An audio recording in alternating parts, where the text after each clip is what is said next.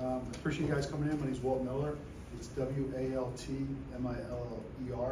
I'm the Chief of Police at the Evesham Police Department. Reason we asked you guys to come today, we're trying to get some information out to the public about a burglary that occurred yesterday morning at a local business.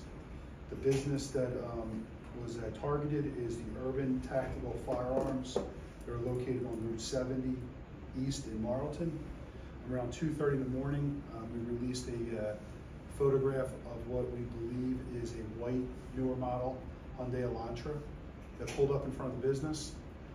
We believe that that vehicle was possibly stolen based on the fact that the suspects exited the vehicle through the windows without opening the doors.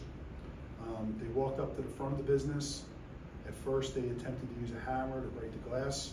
That was ineffective. They then used a landscaping rock that was brought with them to commit the burglary. The rock was thrown through the front door of the window. Once the window broke, the four suspects entered the business. They went through the business. There were some counters in the business that were also glass.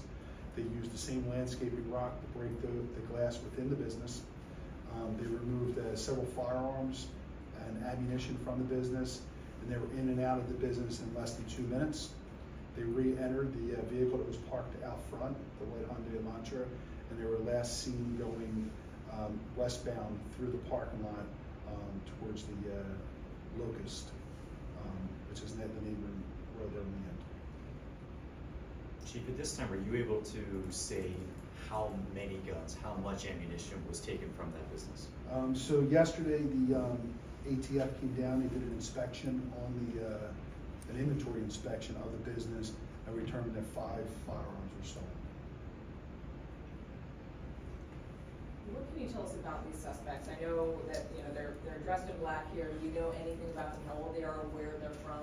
We don't, no. And that's what we're hoping the public sees this.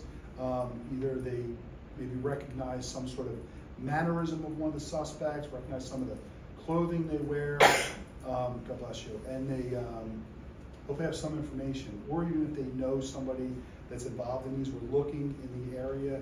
There's been some similar type burglaries in Pennsylvania that could be possibly related. We're not sure at this time, but we are exploring that option.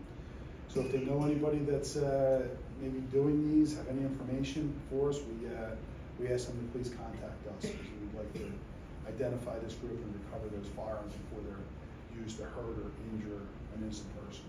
So how disturbing is this, the fact that they're breaking into a firearms store full of guns and ammunition, and they're still out there? Yeah, it's very disturbing. I mean, these guns are obviously not in the best hands. By all appearance of this burglary, they came here for the specific purpose to burglarize this business and to steal guns. That purpose is problematic in why they're looking for stolen firearms, and now they have 5 stolen firearms that they could use in the commission of further crimes, which would jeopardize the public. That's definitely a concern for us. That's why we're putting it out to the public here, and we're hoping that some information comes forward that helps us locate, arrest them, and recover those firearms. Do you know what kind of guns were stolen? We do. I don't have a list. 4 were handguns and 1 was a rifle. Did this business have an alarm system that was triggered when this happened? They do. That's what prompted police response. Yes. Do you have any reason to believe that these suspects were in that store before, looking around, trying to determine how they were going to pull off this burglary? At this time, we don't have any information that occurred. We are exploring that option. However, based on their entering the building and their movement in the building, I think that may be unlikely. You mentioned possibly similar incidents in Pennsylvania. Mm-hmm. What about in that shopping center or in this area? Can they be connected to any other burglaries in our area, especially in that shopping center? Not that I'm aware of now. Yeah. There's none that fit this same group description or amount. Has this firearms business been hit before, burglarized? No, it's a fairly new business. It's only been there for a few months. Yeah, very, very new. I want to say maybe less than 4 months they've been in operation.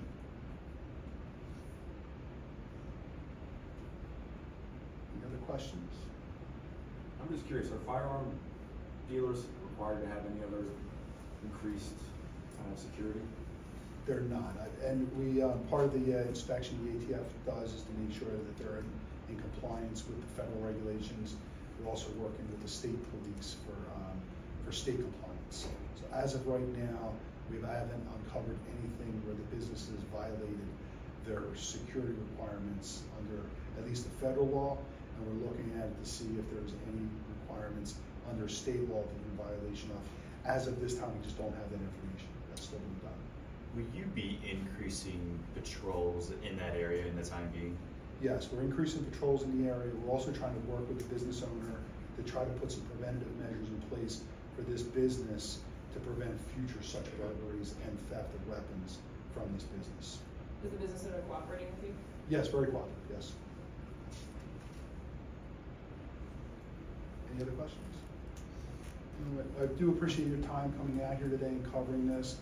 Hopefully this information gets out to the public, helps us identify these suspects, and ultimately helps us recover these weapons safely before anyone's injured. So, thank you.